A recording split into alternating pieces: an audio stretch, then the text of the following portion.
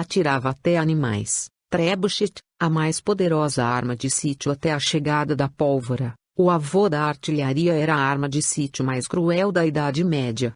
Os trebuchets apareceram em campos de batalha no século XII. Foi a arma de sítio mais poderosa contra castelos até a chegada da pólvora ao Ocidente. Trebuchet deriva do verbo francês trebucher, lançar por cima. Ricardo Coração de Leão usou 2 deles na Terceira Cruzada, durante o cerco à cidade de Acre, no Oriente Médio, em 1191. Eram chamados de catapulta de Deus e mal vizinho. Há relatos de máquinas semelhantes usadas em Constantinopla no século VI, mas a maioria dos estudiosos acredita que se trata de uma invenção de cristãos. O bicho atirava qualquer coisa. Animais infectados, bombas de cerâmica com fragmentos de metal, balas incendiárias. Era o maior temor dos donos de castelo e dos comandantes de fortalezas. Pensando nisso, separamos algumas curiosidades sobre como funcionava o antigo equipamento. Veja abaixo. 1. Gigante. O trebuchet podia chegar a 20 metros de altura, com capacidade para lançar objetos de 160 kg a 250 metros de distância. Os números variam de acordo com o tamanho do aparelho. O melhor da máquina era a sua precisão. Permitia mira acurada e sempre atingir o mesmo ponto. 2.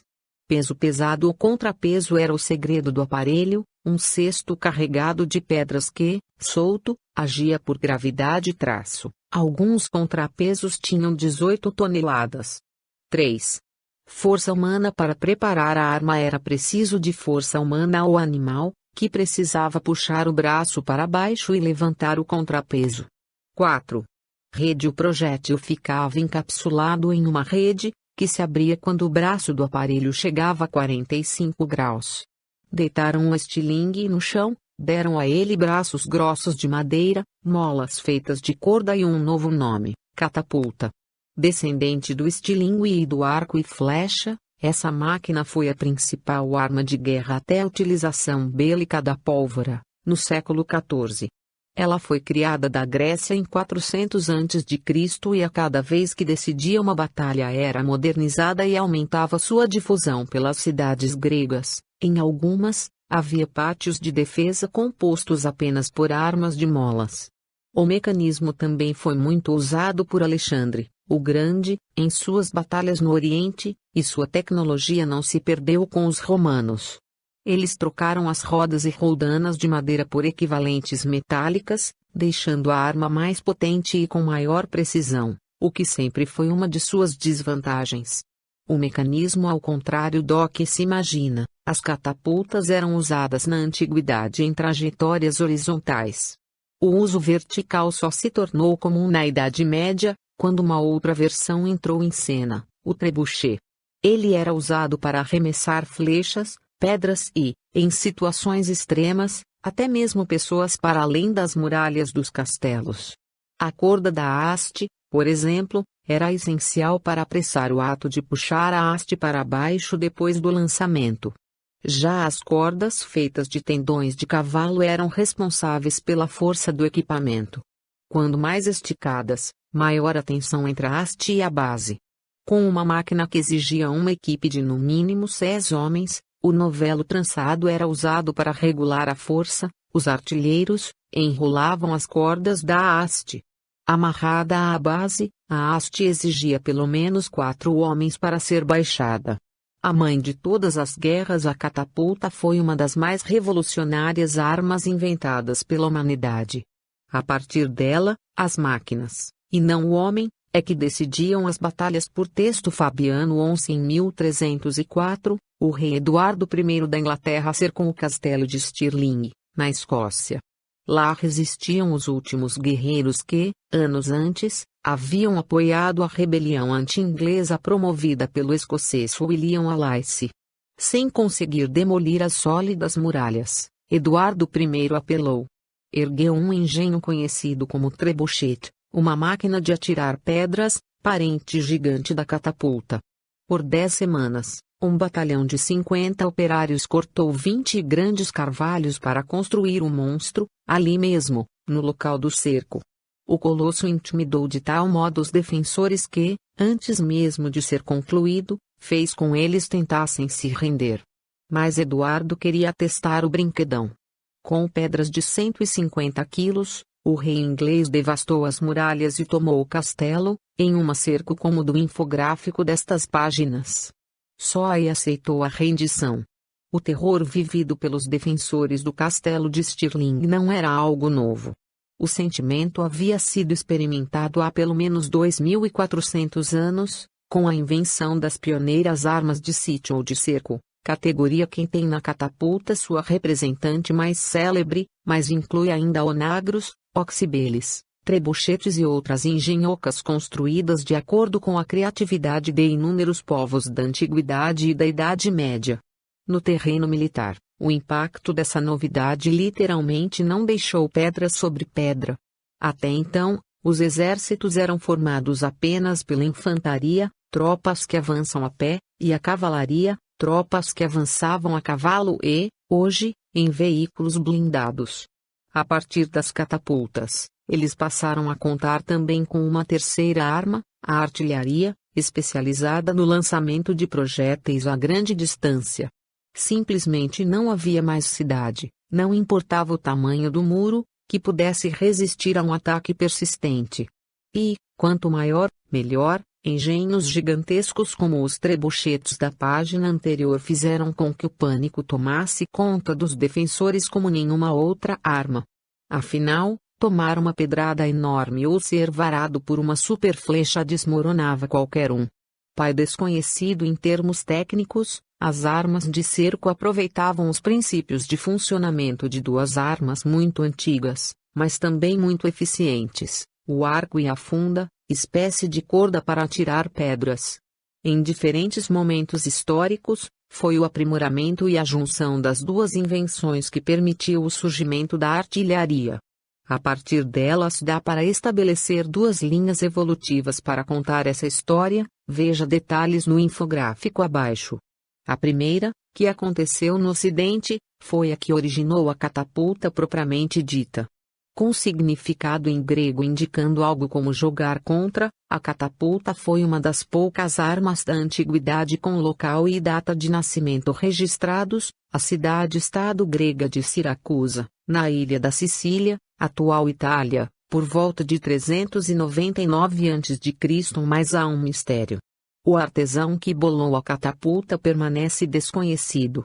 Uma das explicações é que, provavelmente, o engenheiro que concebeu a peça era um escravo. E escravos não podiam levar a fama.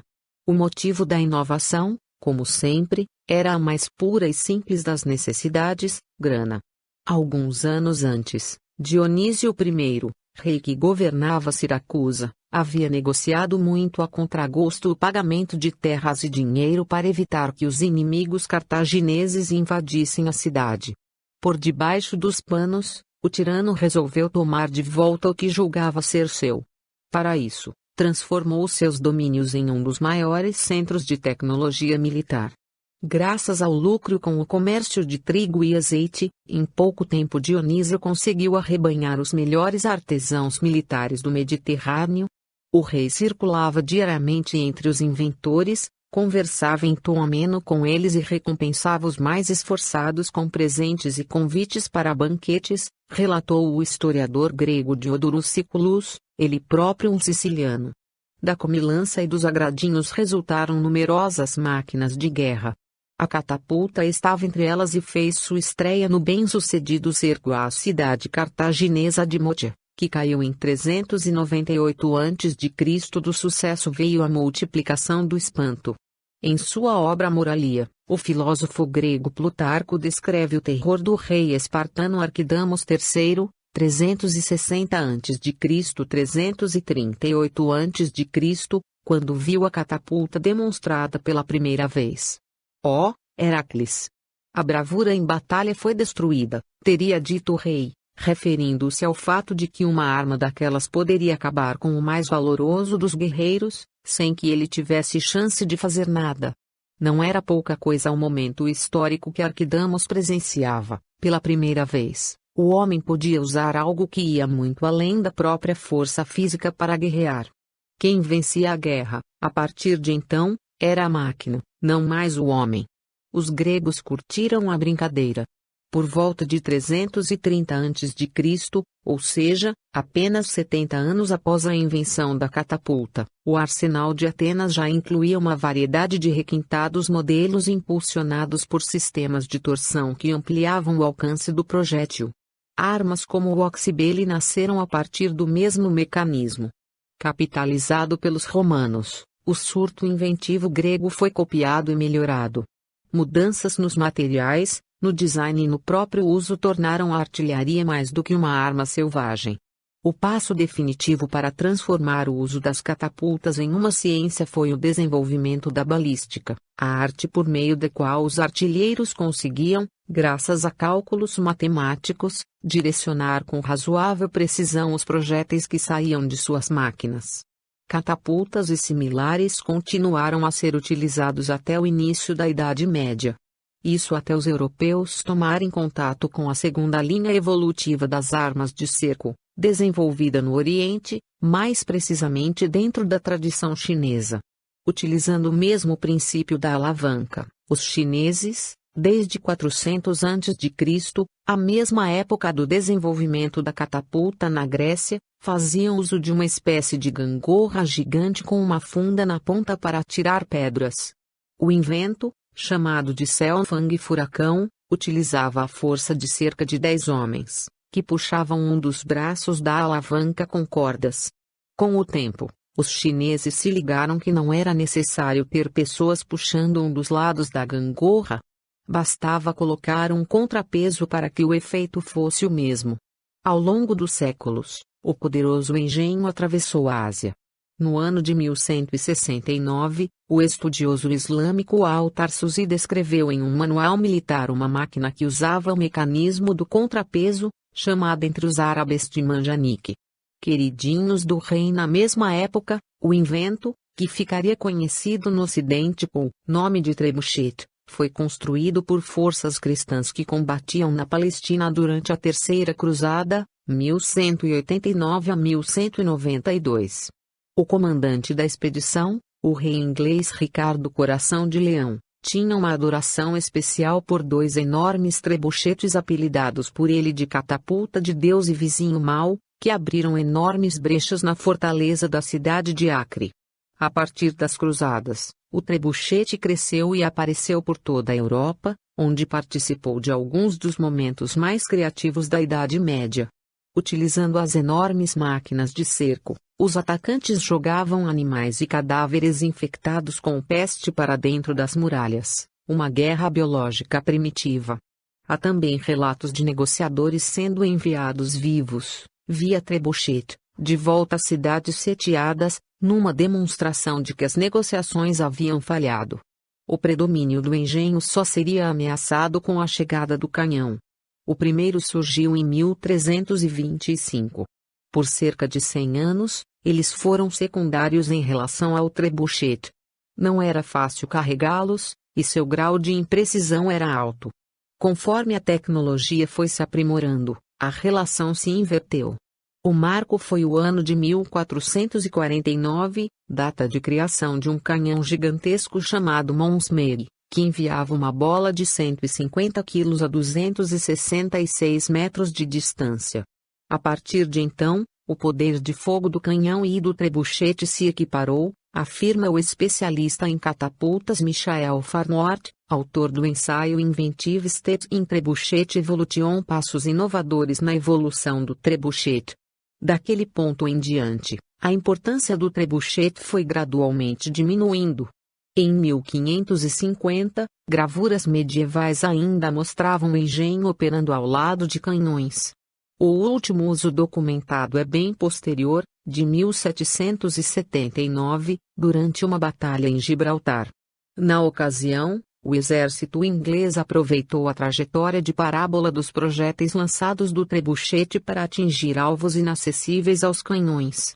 A evolução das armas de fogo aposentou as catapultas. Isso não impediu sua última glória. Durante a Primeira Guerra Mundial, 1914 a 1918, em meio à batalha de trincheiras, os homens que arriscavam suas vidas atirando granadas rumo às posições inimigas reinventaram a roda. Utilizando molas e madeira, construíram pequenas catapultas, capazes de lançar as granadas sem que fosse preciso se expor ao fogo inimigo. Uma demonstração de que a simplicidade e eficiência das armas de cerco ainda podiam causar o que sempre causaram: terror nos inimigos. Munição. O alimento preferido de catapultas e trebuchetes eram as pedras. Mas a criatividade medieval incluía animais mortos, o mais aerodinâmico era o porco, e cadáveres putrefatos. Torre de assalto usada desde os romanos. A torre de assalto era um dos meios mais eficazes de tomar as muralhas. Era uma torre móvel, que colava na muralha inimiga e baixava uma porta levadiça para a saída dos atacantes. Era coberta com couro e molhada para evitar o fogo. Trebuchete. Primo turbinado da catapulta. O trebuchete podia chegar a 16 metros de altura, algo como um prédio de 6 andares. Só o braço da arma tinha 12 metros de extensão. Contra-ataque. Se os invasores bobeassem, os defensores abriam de surpresa as portas do castelo e faziam um contra-ataque para tentar destruir os trebuchetes. Ou então saíam à noite, para tentar quebrar o que pudessem. Proteção. Alvo cobiçado pelos inimigos, um trebuchete exigia vigilância constante. Em defesa aos ataques de cavalaria, era comum os invasores posicionarem troncos afiados, os piques. Uma guarnição ficava perto para evitar sabotagens. Montagem. Construído em pleno palco de cerco, um trebuchete vinha com grandes toras de madeira desmontadas em carroças. Para colocar a máquina de pé, engenheiros demoravam pelo menos 2 semanas. Estica e empurra. Originadas da funda, estas armas de cerco nasceram na China,